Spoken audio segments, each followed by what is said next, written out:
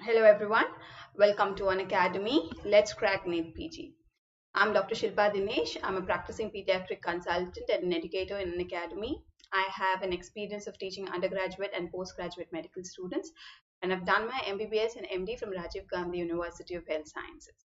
So today we'll be having a discussion on the hepatobiliary system, the disorders of the hepatobiliary system. How do you evaluate these children? Okay, and various enzyme defects which causes jaundice and acute liver failure and chronic liver disease going to be discussed are going to be discussed today. Before that, I would want to talk a little bit about Unacademy. Unacademy is India's largest online learning platform, and there are a lot of benefits you can avail from this platform. Firstly, the daily live classes. So there are various educators in this platform, and you can attend this class every day. You can attend your favorite educator's class and engage in discussion, ask your doubts, and his answers will be cleared immediately in the chat box, in the live chat box. Also, whenever you're preparing for your entrance exam, you need to have a structured approach. You need to plan well. So before giving your exams, you need to revise really well, right? So here in An Academy, all these courses are structured in line with your exam syllabus, and this is going to be a huge boost for your exam preparation. Also, whenever you prepare, you need to evaluate yourself. You need to know what is your strong area, weak area, so that you can concentrate on the weak areas, right? The subjects you're weak at. So how do you evaluate? That is by quizzes and tests, right? So here in An Academy, there are regular live tests and quizzes happening, and you can attend these quizzes, evaluate it. It will give you an analysis of your analysis, and it will help you concentrate better on your subjects which are poor at. Also, coming to the unlimited access, so once you subscribe to the subscription, you get access to all the classes, not just my class. You get access to all the other educators classes also. Okay, and if you have missed a live class, you can go back and watch these recorded classes again and again. The only disadvantage could be that you won't have a live discussion with the educator, but yes, you can attend the classes. I mean, attend the recorded class if you have missed a live class. All this in the comfort of your home, in the comfort of your own device. So I would highly recommend this platform. Especially using this platform from the beginning part of your preparation will take you a long way. These are the top educators in our platform, and they have regular classes happening in the platform. Next, all the 19 subjects required for your PG preparation, NEET PG preparation, are taught in this uh, platform, in the Academy platform. And yes, so there are various educators from for the various subjects, so you can follow whomever you want to follow. So ongoing, these are the ongoing courses in our platform. And coming to the NEET PG package subscription, so as you can see, the NEET PG package varies from 1 month to 2 years. So I would suggest the 12-month and the 24-month, that's the 1 year and the 2 year subscription, because it will be very reasonable compared to the 1 month subscription. And also for the students who are giving their NEET PG 2021, for them the 6 month subscription would be enough. So the 6 month subscription will cost you 20,000, and using my code Shilpa10, you get a 10% discount, and it will come up to 18,000. Okay, the 1 year subscription is 25,000, and using my code Shilpa10, you get a 10% discount, and it will come up to 22,500. And likewise, for the 2 year subscription, it is 30,000, and using my code Shilpa10, you get a 10% discount, and it will come up to 27,000. Okay, so remember to use my code, and the prices of this subscription is very reasonable compared to the other platforms. Okay, so today we'll be discussing about the disorders of the hepatobiliary system. So if you have any discussion, if you want any doubts, you can ask me in the chat box. Okay. So first, coming to the evaluation part. So how do you evaluate this child has a disorder of the hepatobiliary system? First of all, the biochemical test. So in the liver function test, what does it include? So you get a liver function test, right? So in the liver function test, you have the bilirubin, you have the transaminases,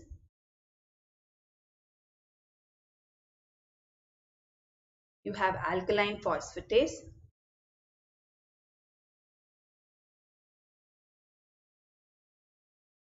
you have the prothrombin time and the INR, that is the international normalized ratio. Then you have the serum proteins. Okay, so this is in the liver function test. So when you say this patient has jaundice, so over here again you have to know if it is a conjugated hyperbilirubinemia or it is an unconjugated hyperbilirubinemia. So how do you see that? You see in the direct and the indirect component, right? So now if the indirect component is high, very high, and like the total bilirubin is raised, and if the indirect component is more raised, that means it is the unconjugated hyperbilirubinemia.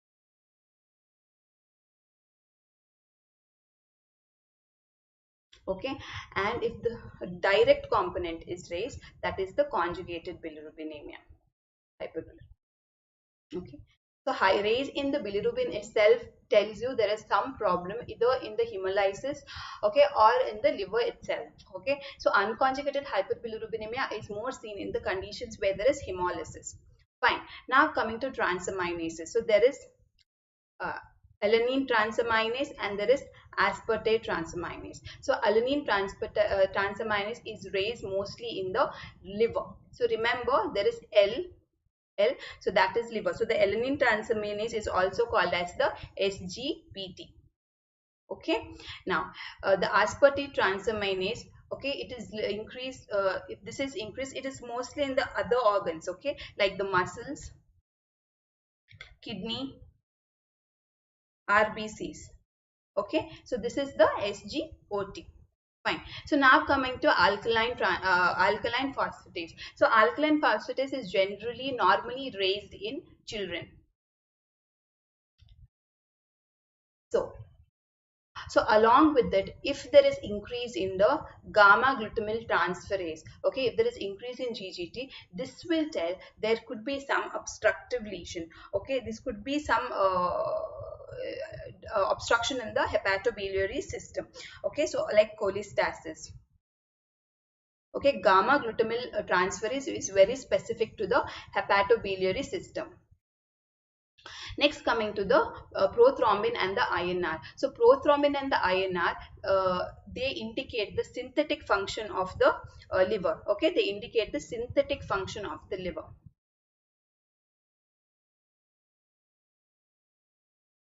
Okay, and these the deficiency of factor 5 or vitamin K dependent factors like 2, 7, 9 and 10. Okay, so factor 5 and vitamin K dependent factors. Okay, that is 2, 7, 9 and 10. Okay, so if there is deficiency of these, then the prothrombin time and the INR might be raised. Okay, so now the reference range for prothrombin time is 11 to 16 seconds. Okay, the reference time is 11 to 6. So anything plus 3, that means it is prolonged. Okay, an increase in 3 is prolonged. Okay, so the INR, the normal range is between 0.8 to 1.2. Okay, so this is about PT-INR. Now coming to the serum protein. So in the serum proteins, there are two types. One is the albumin and next is the globulin. Okay, so again albumin is an indicator of the synthetic function of the liver. Okay, so albumin is a synthetic function. So this is reduced in chronic liver disease. Okay, while globulin, so globulin is increased in conditions like autoimmune hepatitis. Autoimmune hepatitis. Okay, so in conditions like cirrhosis, especially because of autoimmune liver disease, the albumin globulin ratio is reversed. Okay, so always the albumin is more than the globulin, but in case of autoimmune hepatitis, the globulin is raised, and as a result there is reversal of the albumin globulin ratio. Next, so this comes in the liver functions test. So other biochemical tests are, one is ammonia. So ammonia is very essential, especially when a child has hepatic encephalopathy. So ammonia is not excreted by the body, and as a result, there is increased ammonia levels, and this can lead to hepatic encephalopathy. So to check how much raised is the ammonia, how much ammonia is causing hepatic encephalopathy, we need to get an ammonia level. Another thing is cholesterol. So cholesterol is raised in conditions like in cholestasis. and pneumonia is increased in hepatic encephalopathy.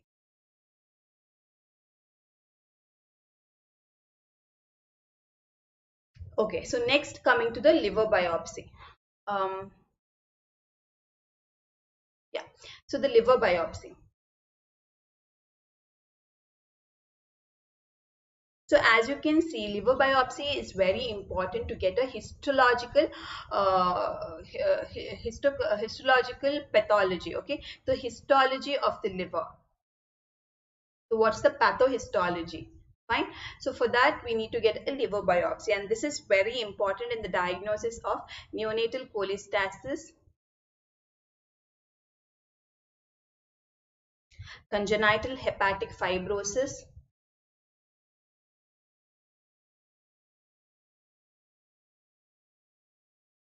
now storage disorders. What are the storage disorders?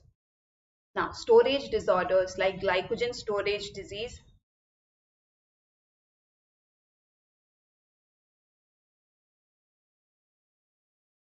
histiocytosis. Okay, so these were the conditions which will only talk about the histology of the liver. So there are conditions where you need to do enzymatic evaluation, enzymatic estimation. Okay, so enzymatic evaluation is done in which conditions? So like metabolic diseases like the Wilson disease, okay, certain metabolic disease, and also to evaluate the copper content in Wilson disease, in Wilson disease. So for this such condition, liver biopsy is needed. Also, certain infectious diseases, you need to get an immunohistochemistry and to monitor the response to therapy. So in certain infectious disease, also you get a liver biopsy done. Okay, so this helps in this. Another way of a liver biopsy is important to stage the disease, stage the chronic liver disease. To stage the chronic liver disease also the biopsy is needed. So this is about liver biopsy. Fine. Now coming to hepatomegaly. So now hepatomegaly, now if the child has hepatomegaly, you can't jump in to say that this child has an enlarged liver. So sometimes the adjoining areas like the, if there is emphysema, that can push the liver down. So that time also you can feel the liver. Okay, and normally in infants, the liver is palpable, okay, 2 centimeters below the costal margin, and in children it is palpable 1 centimeter below the costal margin. So why, so how will you see? Now you can feel the liver, so you can't jump and say it's hepatomegaly. That is why a liver span is needed. So how do you check a liver span? So liver span is checked by doing a percussion. So you do a percussion and come to an area where you can hear the dullness. So mark that area. So that the area of dullness is marked on top, and down where you have to start feeling the liver. So once you feel the border of the liver, you mark there. Okay. So the liver span varies from different age group. Okay. So now in infants, the liver span, normal liver span is 5 to 6.5 centimeters. So anything above this is hepatomegaly. Okay. For a child between 1 to 5 years, it is 6 to 7 centimeters. And 5 to 10 years, it is between 7 to 9 centimeters. And for a child between 10 to 15 years, it is 8 to 10 centimeters. Okay, so this is how you have to measure the liver span and then tell this child has hepatomegaly. And also when you palpate the liver, you have to feel the character of the character and surface of the liver, which will give you an idea of whether the liver is firm. So because certain conditions liver is firm, and that gives you a diagnosis. Like congenital hepatic fibrosis, it is from heart, from firm to heart. Okay, so that gives you an idea. If it is soft, certain infectious diseases can have hepatomegaly, which where the consistency of the liver is soft.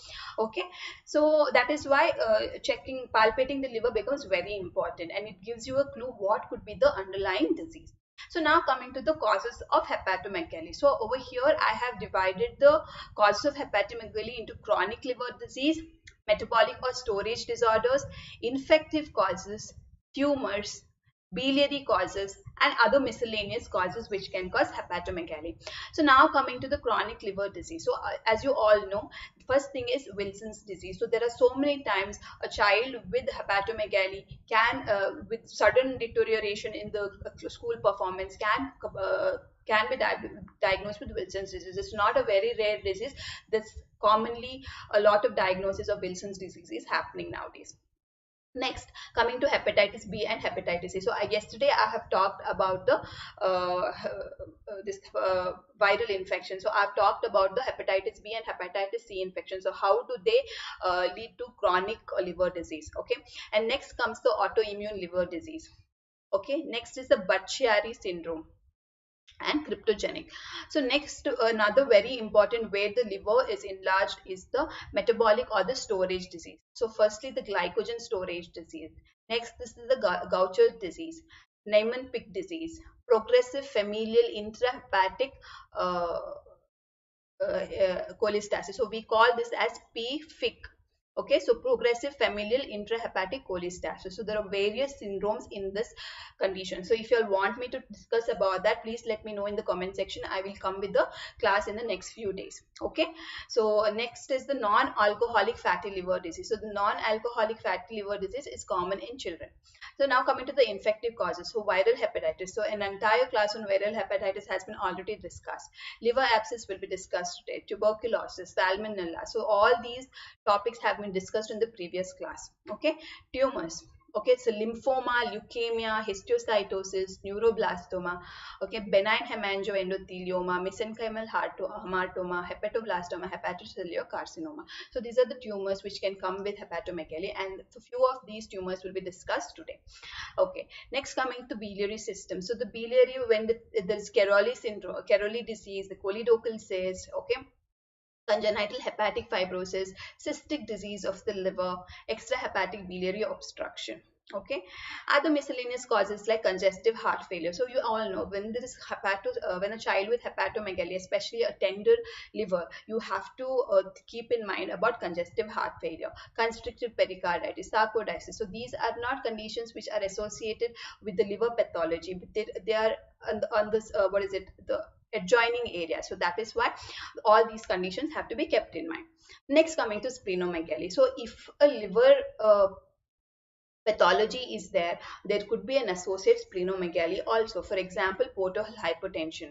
Okay, so most of the storage disorders present with hepatosplenomegaly, and also the hematological malignancy. So most of the leukemia and lymphoma will present with splenomegaly. Okay, and conditions where there is increased splenic function like the collagen vascular disease, autoimmune hemolytic anemia, inherited hemolytic anemia. Okay, infections like malaria, enteric fever, viral hepatitis, infectious mononucleosis, Kala Azar, congenital. So another thing is all these infections not 100% necessarily have to have splenomegaly, but they can present with splenomegaly. But yes, malaria and infectious mononucleosis so will present. Kala Azar has a splenohepatomegaly, okay, where the spleen is more enlarged than the liver.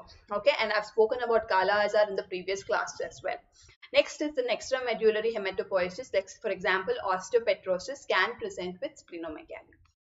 Okay, so now coming to the topics as proper topics. One is the first topic is the liver abscess. So in the liver abscess, there could be two types of abscesses. One is the pyogenic liver abscess,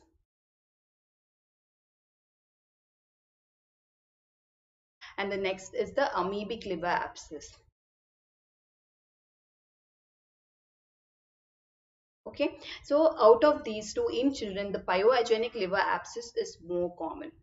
Okay, so the infection infection in the pyogenic liver abscess, how does the infection reach to the liver? So first of all, it could be through the portal vein. Okay, so if there was a umbilical sepsis or there was umbilical vein infection, intra-abdominal sepsis, this could via the portal vein can reach the liver and cause pyogenic liver abscess. Secondly, if there is an biliary tree obstruction, for example, if there was cholangitis or if there was a choledochal abscess, that itself can lead to pyogenic liver abscess. So biliary tree obstruction.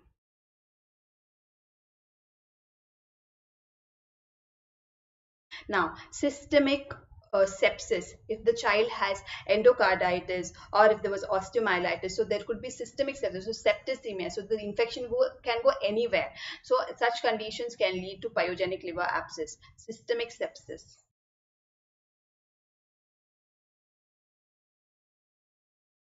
Fourthly, if there is direct inoculation. So how does direct inoculation happen? If there was any kind of a trauma, okay, so especially trauma, that can lead to pyogenic liver abscess. So in children with immunosuppressive diseases, if there is, okay, if there is neutrophil function defects and all that, if there are an increased risk to develop pyogenic liver abscess. So especially risk factors are children who are,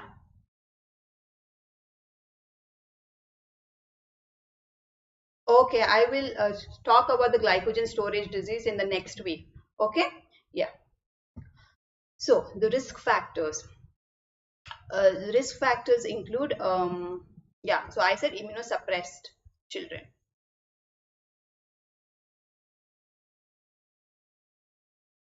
Okay. So these especially are in a risk of developing a staph aureus infection. Okay. Now coming to the amoebic liver abscess. So if there was an invasive intestinal amoebiasis, that can lead to amoebic liver abscess. So invasive intestinal amoebiasis. Okay, so usually the pyogenic liver abscess and the amoebic liver abscess happen to be on the right side of the liver. Okay, the most common site is,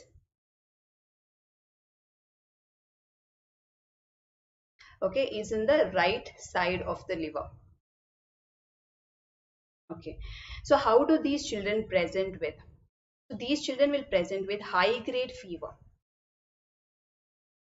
Okay, they'll present with high grade fever, and there will be a severe right hypochondriac tenderness. Okay, right hypochondriac tenderness, region tenderness. Okay, and they'll have tender hepatomegaly.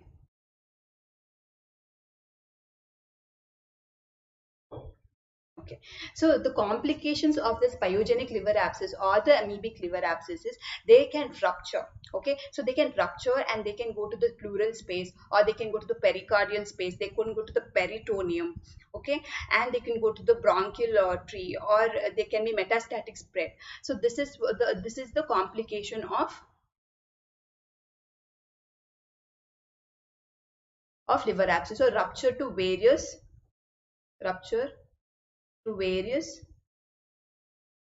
body spaces. So how do you diagnose these children? Diagnosis. So first of all, you get a CBC count. There will be increased, okay, total count. So there will be leukocytosis, and there will be increased ESR. Okay, sometimes the transaminases and the alkaline phosphatase also will be elevated. But a confirmatory diagnosis is by an ultrasound. So confirmatory is by an ultrasound. Okay. So, so what does this ultrasound do? So, ultrasound will help us to know the character of the abscess. Okay, so what is the size of the abscess, the number of the abscesses. Okay, so if in patients who have complications, that such patients will need a CT scan. Okay, in patients with complications. Okay, how do you treat these patients? Treatment. How do you treat? So for the pyogenic liver abscess, you need to have a broad spectrum antibiotic, broad spectrum antibiotic, which covers gram positive as well as gram negative bacteria. Broad spectrum antibiotic. And for amoebic liver abscess, the drug of choice is metronidazole or tinidazole.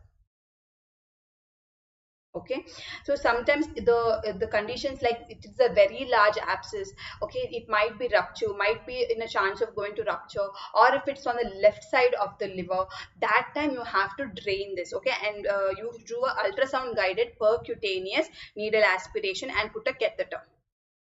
what you do a ultrasound guided. So I'll write it over here, there is no space. Ultrasound guided percutaneous needle aspiration, and you put a catheter with a catheter. Okay, so this is done. But if sometimes what happens, there is intraperitoneal rupture, that time you have to go for surgery. Okay, if there is intraperitoneal rupture or there is multiseptate abscess which is not responding to antibiotics, that time you have to go for surgery. Okay, so this is about liver abscess. So any doubts in liver abscess? Fine. So I'll go to liver. Next is liver tumors. So when it comes to neoplasm in children, 0.5 to 2% of all neoplasms will be liver tumors. Okay, so 0.5 to 2%. So in young children, the tumors which happen are the hepatoblastoma, hemangioendothelioma, and the mesenchymal hamartoma. But in older children, the tumors which are commoner in older children is the hepatocellular carcinoma, undifferentiated embryonal sarcoma, and the focal nodal hyperplasia. But out of all this, what are the commonest? Common. So one is the hepatoblastoma, then is the infantile hepatic hemangioendothelioma. And thirdly, the hepatocellular carcinoma. So these are very common, the most common liver tumors in children. So today we'll be discussing about the infantile hepatic hemangioendothelioma, hepatoblastoma, and the hepatocellular carcinoma. Okay, so coming to the infantile hepatic hemangioendothelioma. Okay, so this is a benign tumor. Benign tumor. This occurs in the first 6 months of life.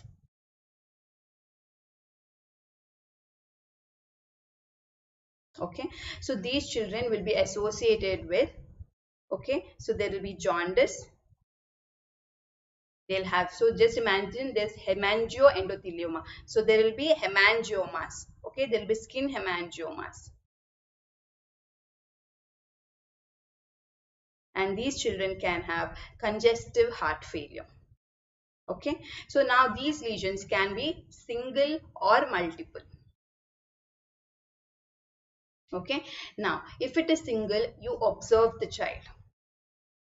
Okay, now if it is multifocal or if it is a diffuse lesion, then you have to treat the child with corticosteroids or propranolol or a hepatic artery ligation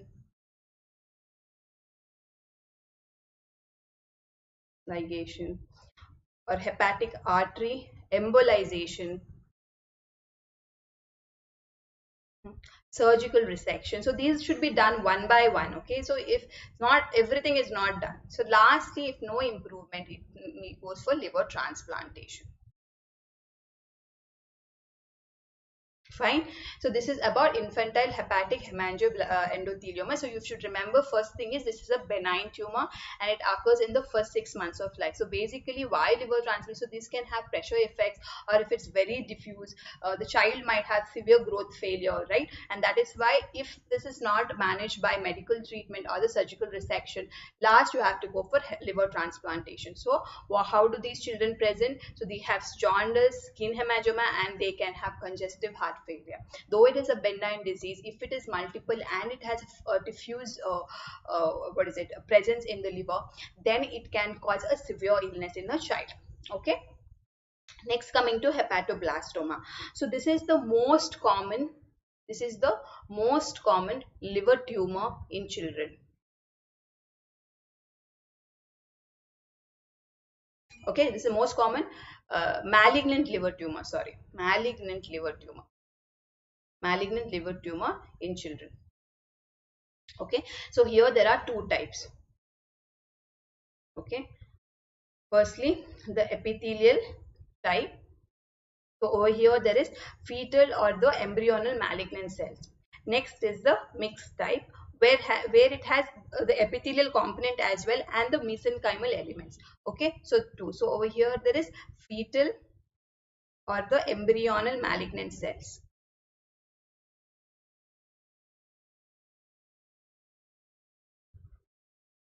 Or in the mixed, there will be fetal and embryonal malignant cells plus the mesenchymal elements. So how do these children present? So these children will present with abdominal pain,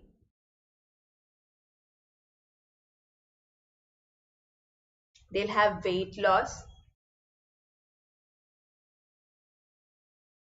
okay, and then they can also have, they can, if they come late, they can present with metastasis. So they can have metastasis to the lung and the lymph nodes. Okay, when you get a blood test, so investigation, the alpha fetoprotein will be raised in these children. Okay, so you have to get an ultrasound USG to differentiate if this is a malignant tumor or if it is a vascular mass. Okay, so you have to get a ultrasound. Okay, CT and MRI is needed to define the tumor for the resection. So basically you have to resect, so CT and MRI is needed to see the extent of the tumor, so before resection. So CT and MRI is also done. Okay, so the management, so what is the management of these children, so treatment of these children? So treatment, so over here these children have to undergo surgery with pre and post operative chemotherapy. Surgery with pre and post operative chemotherapy. So the drugs used for chemotherapy are cisplatin and doxorubicin. So chemotherapy you use cisplatin and doxorubicin. Okay, and if you are not able to resect this hepatoblastoma, and the treatment will go for liver transplantation if you can't resect, but you have to also see that the hepatoblastoma has caused metastasis or not. If the metastasis happens, then the liver transplant is of no use. But it is an unresectable hepatoblastoma, but there is no metastasis, then you have to go for liver transplantation. Okay, so this was about hepatoblastoma. Now we'll talk about the hepatocellular carcinoma. Okay, so this is usually multicentric. Okay, there is multiple focuses. So multicentric.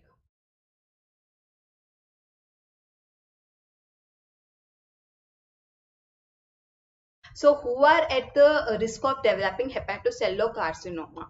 So who are at the risk of developing hepatocellular carcinoma? So especially patients who are having this chronic hepatitis B or C infection. Okay, so patients who have chronic hepatitis B or, so at age of surgery, there is no age as for surgery as such. So whenever there is when you diagnose this child, okay, and because you can't wait, because this has severe metastatic component, right? So that is why when you see the condition, first you go for pre and post operative surgery with pre and post operative chemotherapy. But if it is not resectable, the age doesn't come, you have to go for the liver transplantation. So age doesn't come. So this is a therapy where you have to give chemotherapy, go for surgery and post-operative surgery. So the age doesn't come, because this can lead to metastasis and the mortality can increase. Okay, so for hepatoblastoma, I'm talking about hepatoblastoma. So next, so who are at risk of developing hepatocellular carcinoma?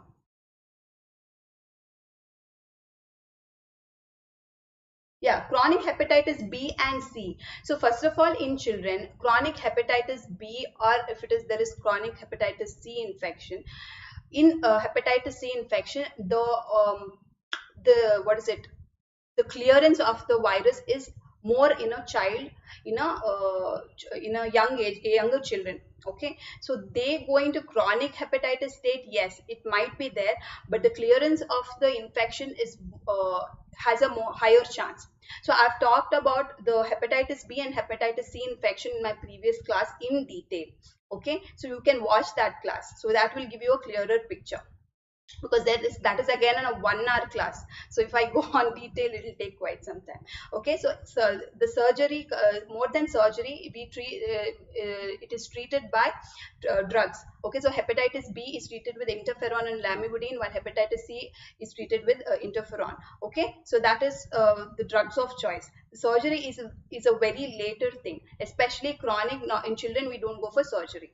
Okay, fine. So then the hepatocellular carcinoma,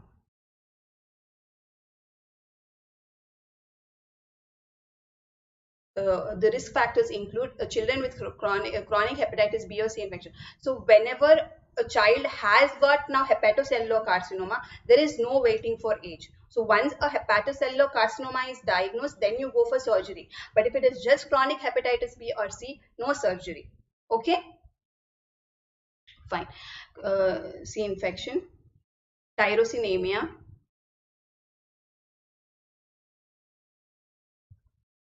glycogen storage disease.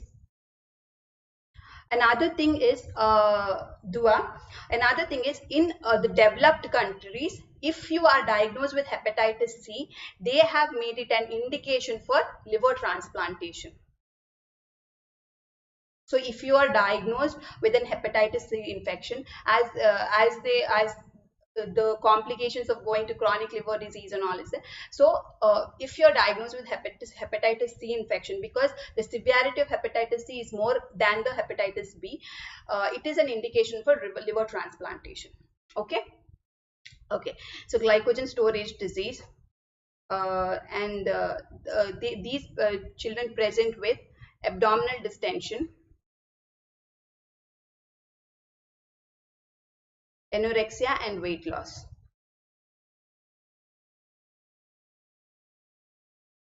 So even in these children, when you get an alpha fetoprotein, it is raised.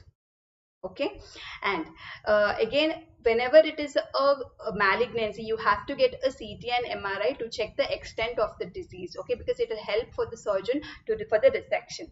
So the management treatment includes resection, surgical resection, chemotherapy, chemoembolization. So all this suddenly don't happen. So one by one, and the last step is liver transplantation. So if there is no improvement with the surgery and chemotherapy, you go for liver transplantation.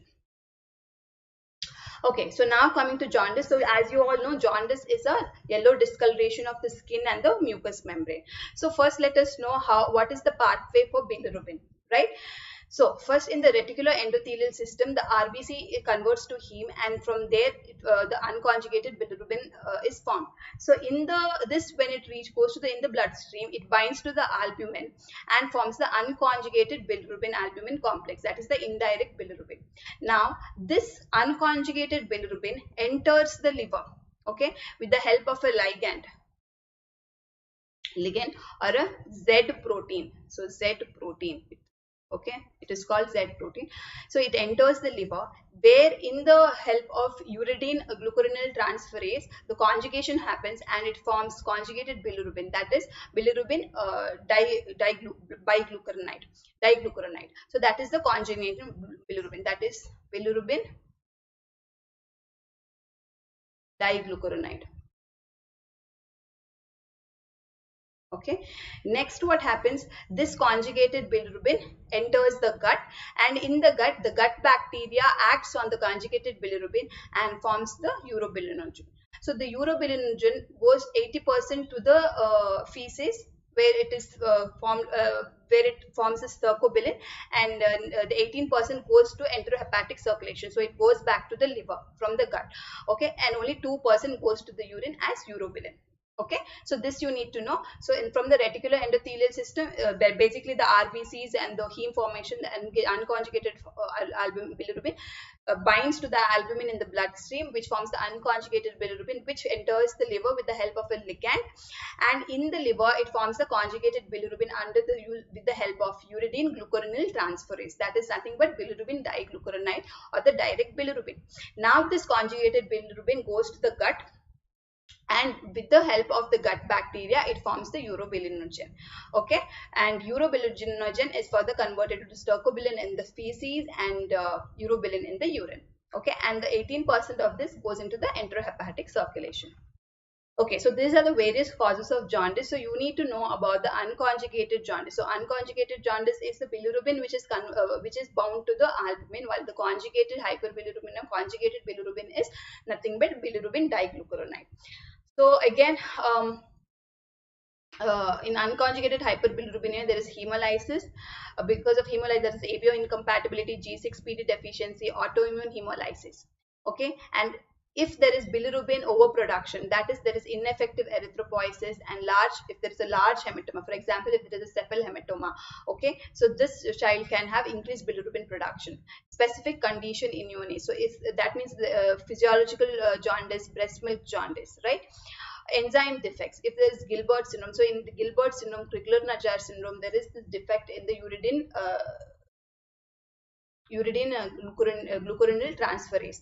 Okay, and as a result, it causes unconjugated hyperbilirubinemia. So basically, when there is absence of that enzyme, the unconjugated bilirubin cannot become conjugated bilirubin. Okay, so even hypothyroidism presents with unconjugated hyperbilirubinemia.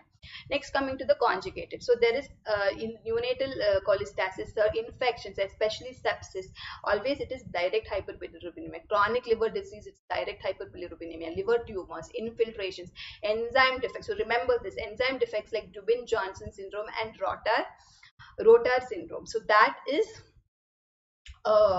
what is it, that is for conjugated hyperbilirubinemia.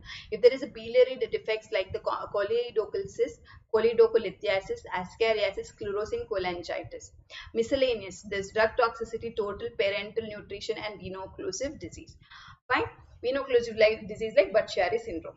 Okay, so now coming to the congenital enzyme defects. So first of all, we'll be talking about the Gilbert syndrome. So in Gilbert syndrome, what happens? There is unconjugated hyperbilirubinemia, right?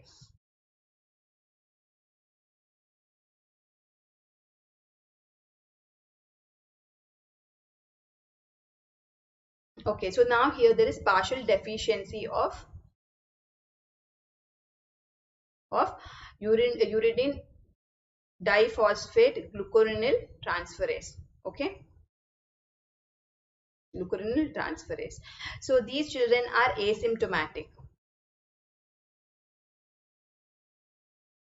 Okay, and they will exhibit, they'll have chronic or recurrent jaundice, but there is mild fatigue, nausea. So no specific treatment is required. The children do well. Okay, no specific treatment is required.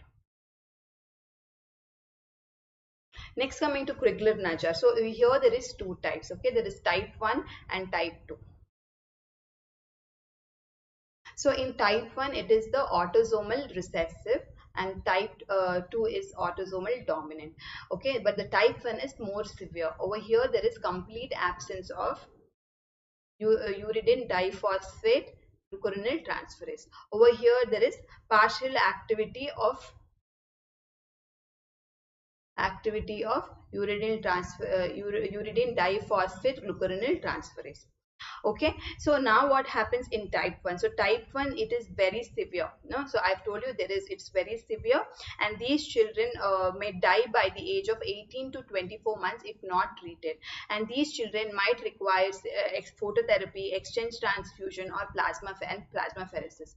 Exchange transfusion, plasmapheresis, and phototherapy. Okay, so always you have to see that the total bilirubin is below 20 milligrams per deciliter. Okay, so that in order to prevent brain damage and kernicterus, to prevent.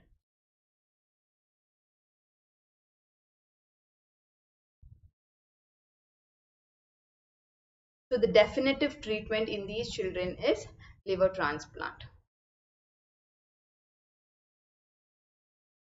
Okay, so in the type 2, okay, this is also called as the area syndrome.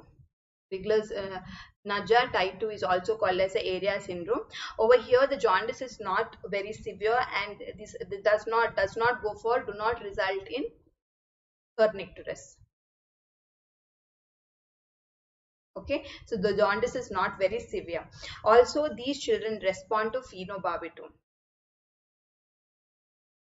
So what does this do? The phenobarbital causes hyperplasia of the endothelium reticulum. Okay, and as a result, the bilirubin will decreases in type 2.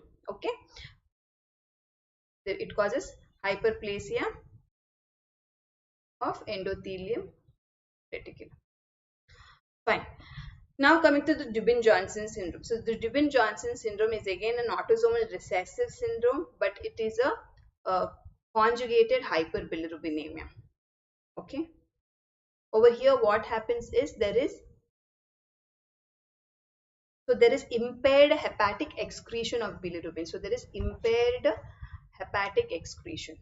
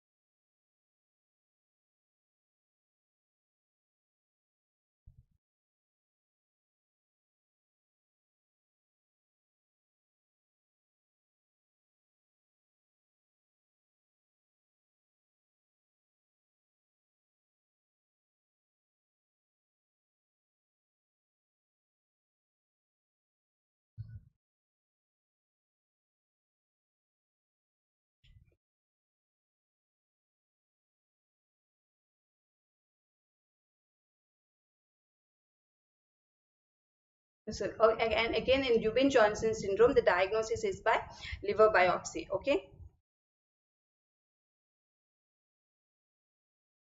The liver biopsy will show a brown-black pigmentation.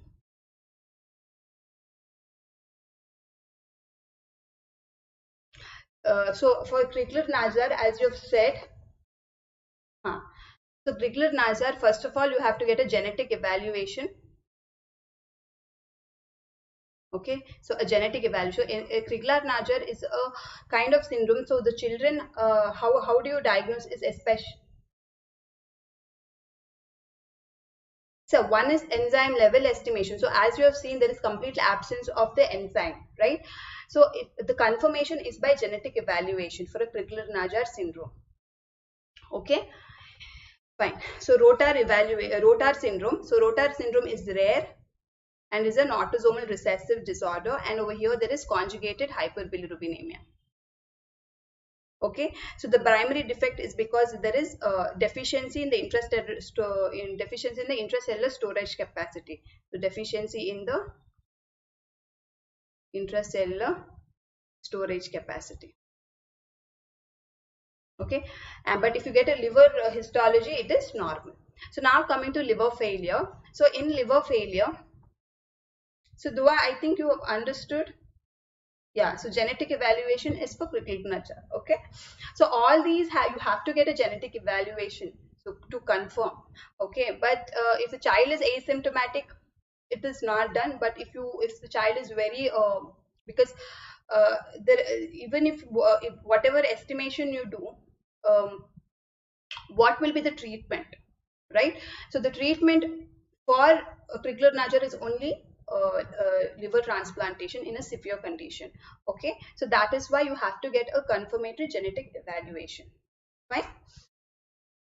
Fine. Next, coming to the liver failure.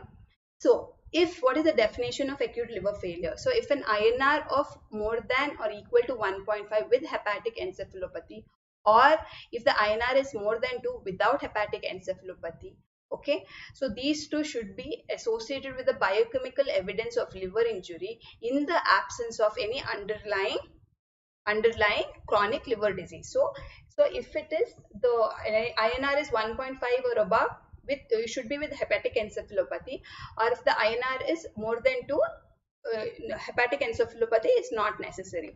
But another thing is, in children, to find out the mental status is very difficult. So that is why now at present, the in children, they do not take hepatic encephalopathy as a sure thing for a liver failure. So INR of about more than 1.5 or more than 2 is enough for liver failure. But yes, again, you have to in a child, in a small child especially, to go for the mental status of the child, to identify the mental status of the child becomes very difficult.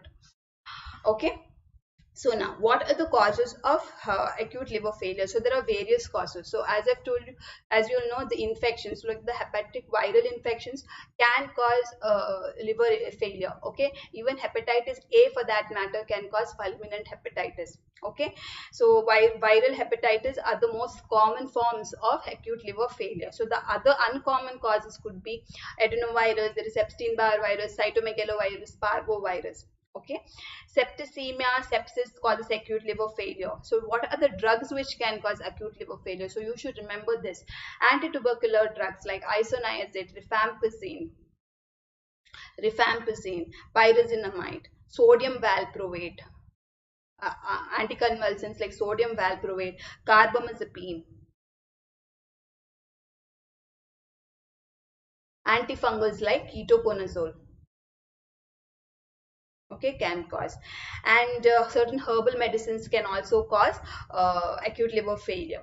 Okay, so metabolic diseases. So what are the metabolic conditions? So there is all this Wilson's disease, tyrosinemia, glycogen storage disease, galactosemia. So all these can cause acute liver failure. Okay, and vascular disorders like the Budd-Chiari syndrome. Budd-Chiari syndrome can cause acute liver failure. Budd-Chiari syndrome. And leukemia, lymphoma, all the malignancies can cause multi-organ involvement and can cause acute liver failure. So what are the clinical features? So first of all, it is non-specific. So sometimes these children will have anorexia, they can have lethargy, malaise, nausea, right? So it could be non-specific symptoms. But so as it eventually increases, there could be involvement of CNS. So CNS involvement, there could be hepatic encephalopathy, right? So why does hepatic encephalopathy happen? Because of the liver damage, the body is not able to excrete the toxins out, and as a result, the ammonia increases and hepatic encephalopathy happens. Okay, so so also other than ammonia, there are increase in GABA, and certain pro-inflammatory cytokines also will be increased. So, but the main important for hepatic encephalopathy, we consider ammonia. All right, ammonia is always should be evaluated in a child with hepatic encephalopathy. Next, coagulopathy. So all these, when the liver is affected, all these coagulation factors are also, production of the coagulation factors are also impaired. So decrease in the coagulation factors, platelet count decreases. Okay, so what are the metabolic abnormalities which happen? So in these children with liver diseases, hypoglycemia is very common. Hypoglycemia. Okay, and you get electrolyte imbalance, metabolic acidosis. These children are highly prone to infections, especially gram positive, gram negative, and the fungal infection. And this can in turn cause hypertension, lethargy, DIC, so disseminated intravascular coagulation. There could be renal failure as well. So these infections can worsen the other organs also. So this is how a child with a liver failure presents. So there could be lethargy, okay, and there could be a severe bleeding, or there could be purpures, okay, metabolic abnormalities, infection, there could be intracranial bleed, right? So hypoglycemia, liver diseases very commonly associated with hypoglycemia. There could be electrolyte imbalance and metabolic acidosis as the disease worsens. Okay, so how do you diagnose? So first thing you need to know is you need to diagnose the etiology. So whenever you know the etiology, it's always better to obviously the disease will be managed better. So for example, if there is a paracetamol poisoning, okay, and you do only supportive treatment and do not banish the paracetamol poisoning, then there is no point. So right, you have to give the antidote. So always diagnose the etiology to come to the definite treatment. Assess the severity of the liver failure. And in liver failure, they can go for complications. So always you should anticipate. So this child can develop this complication. So how can you prevent it? Or if the child develops the complication, you should know to treat it. Okay. So the various investigations you need to do for the confirmation of the diagnosis.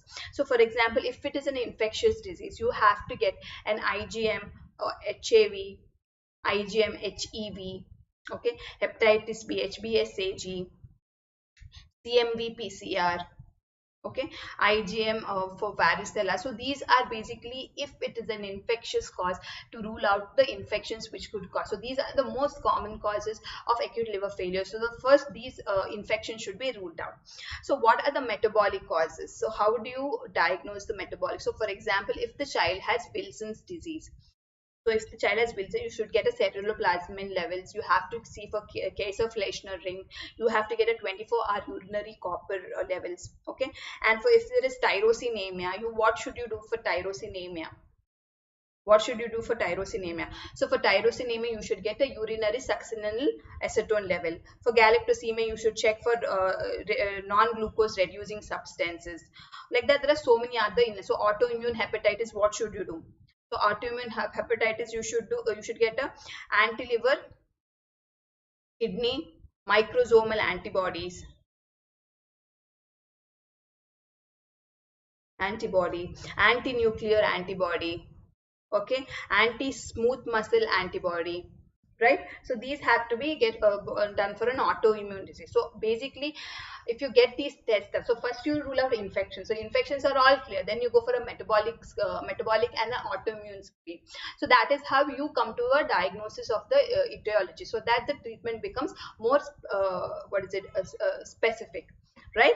So what are the supportive managements you do for a child with acute liver failure? So first of all, these children can have raised intracranial pressure. So raised intracranial pressure should be managed by mannitol or hypertonic saline. Head and elevation should be there. Okay. Next, you have to get bowel decontamination. So especially to decrease the ammonia load. So drugs like amoxicillin is used. Okay, antimicrobials, called the side effects is loose stools. So that is how you decontaminate the bowel. So this will reduce the ammonia content and decrease the ammonia load, and it decreases the infection. So most common drug which is used is amoxicillin. Okay. Also, if the child has seizures, phenytoin should be given. Phenytoin too for the management of seizures. Okay. And if there is any electrolyte imbalance, it should be managed. And empirical antibiotics should be given, because these children are highly affected for infections. Okay. So antibiotics. Fine. So this is how you do manage a child with acute liver failure. Okay, so we finished the management also. So next, so another thing is, if you have a specific diagnosis, now if the child has tyrosinemia, how will you manage? Tell me, how will you manage if the child has tyrosinemia?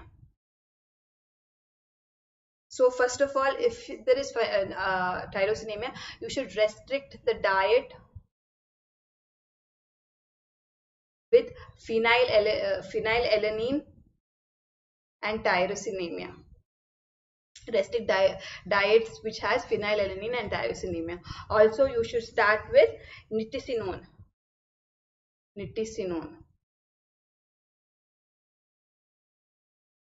No. Okay. Next, when it comes to if there is galactosemia, you should see that the child doesn't receive galactose and lactose in the diet. So the child should be receiving galactose and lactose free diet, right? So so that is why the knowing the etiology matters. So for example, if the child has neonatal hemochromatosis, so what should you do? What should you do if a child has neonatal hemochromatosis? So you have to chelate the child. Chelation should be done. Then you should give IVIG. Immunoglobulin should be given. Okay, the child might need exchange transfusion. So these are various ways. So once you come hold of a get to hold of an what's a diagnosis, the specific management should be given. Okay, so now coming to chronic liver disease. So chronic liver disease, what is this definition? So it refers to a spectrum of disorders characterized by ongoing chronic liver disease which has a potential to lead to cirrhosis and end stage liver disease. So there is a chronic liver disease which can eventually go for cirrhosis and end stage. So it has a potential to go for cirrhosis and end stage liver disease. So that is called as chronic liver disease. So what is cirrhosis? So cirrhosis is a diffuse liver process characterized by cell injury, that is because of necrosis in response to the inflammation injury, and fibrosis and regeneration. So if then there is fibrosis and regeneration, there is nodular formation, right? So what happens in cirrhosis, because of an inflammation there is cell injury happening, and following which it heals by fibrosis and regeneration, and as a result there is nodule formation. So that is cirrhosis. What is compensated cirrhosis? So in compensated cirrhosis, the patient will have hepatosplenomegaly, liver function will be abnormal, but the patient is asymptomatic. So that is compensated cirrhosis. While decompensated cirrhosis is what? So patient will have all the features. So the patient will have jaundice, there will be gastrointestinal bleed, the patient can also have hepatic encephalopathy with abnormal liver function and hepatosplenomegaly. So it is decompensated cirrhosis. The patient is very severely symptomatic, right?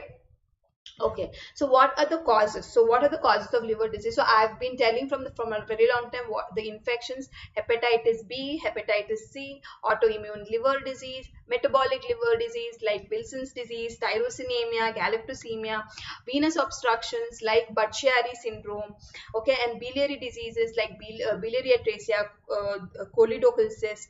Okay, so these are all the chronic liver. So I have been explaining from the previous slides also. So by now it should be ingrained in your brain. So infections like hepatitis B and C, autoimmune liver disease, metabolic liver disease, there are so many. There is Wilson's disease, tyrosinemia, galactosemia. Okay, then there is also this glycogen storage disease. Fine, venous obstructive disease like Budd-Chiari syndrome. Then also another is the biliary atresia, choledochal cyst.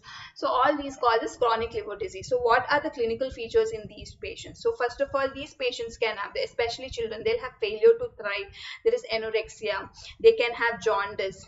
Okay, they could have gastrointestinal bleed. Okay, so they can have GI bleed.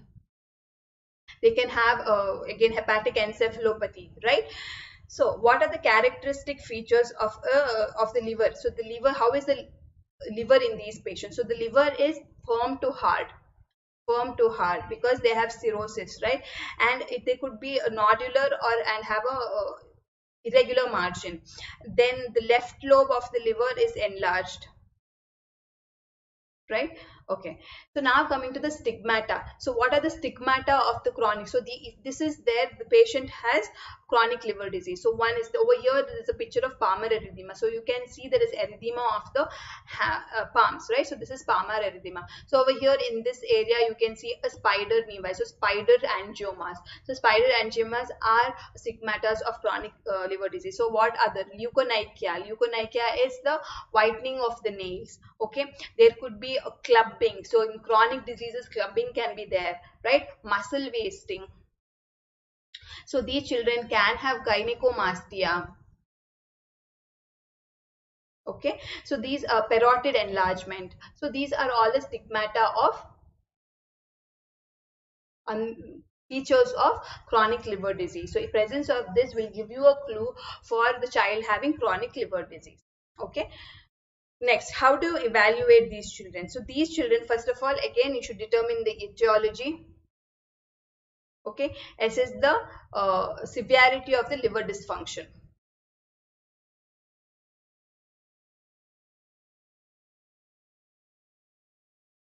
Severity.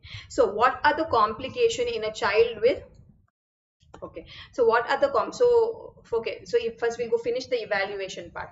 So the evaluation, so again you have to find the etiology. So every cause has a different set of tests to be done.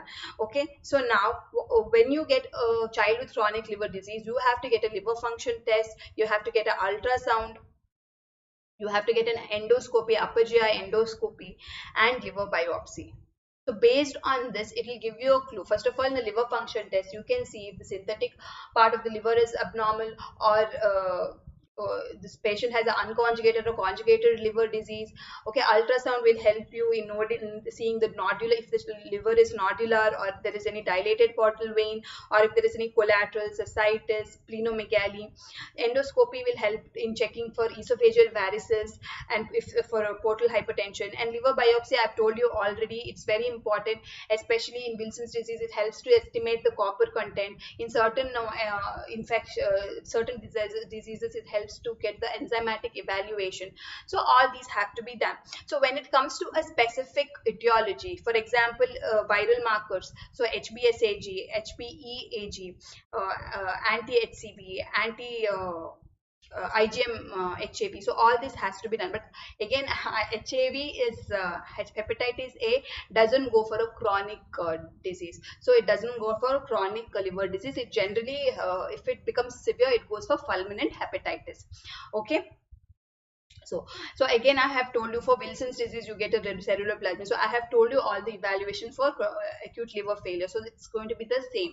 Okay, when it comes to the etiology.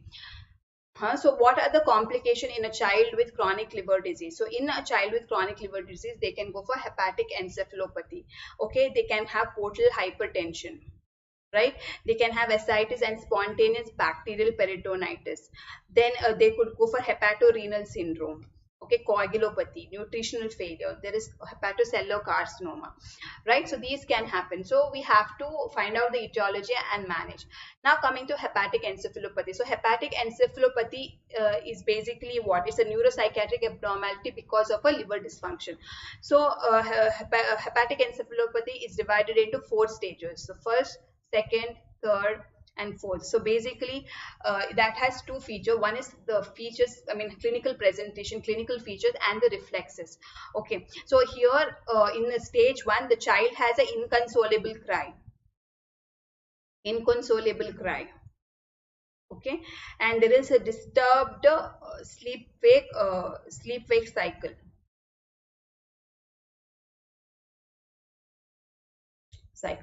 But the reflexes are normal.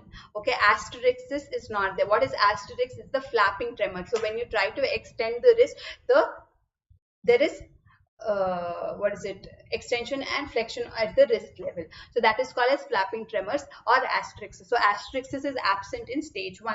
So in stage 2, what happens?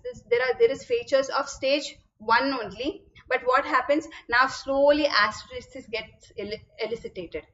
So asterixis can be elicited. Next, coming to stage 3. Over here, what happens? The patient is in a stupor phase. Stupor, somnolence, increased lethargy, sleepiness, somnolence. Okay, over here, asterixis is present and hyperreflexia will be there. And asterixis will be there. Okay, next in stage 4, the patient is in comatose phase. Okay, again, it is divided into 4A and 4B. So if the patient is arousable with pain, it is 4A. But if the patient is not aroused, it's not arousable with pain, it is 4B. Over here, the patient can be in decerebrate or decorticate position, and the asterixis will be absent because the patient is in a comatose state. So asterixis will be absent. So in stage 2 and stage 3, asterixis will be there.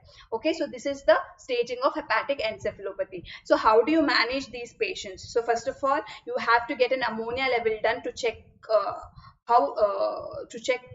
how serious is the encephalopathy. So you have to get an ammonia level done. And in these patients, what is the treatment you do? So the first thing is you get an oral antibiotic. So I have told you oral antibiotics which help in the gut decontamination, and also synthetic disaccharides. So synthetic disaccharides like,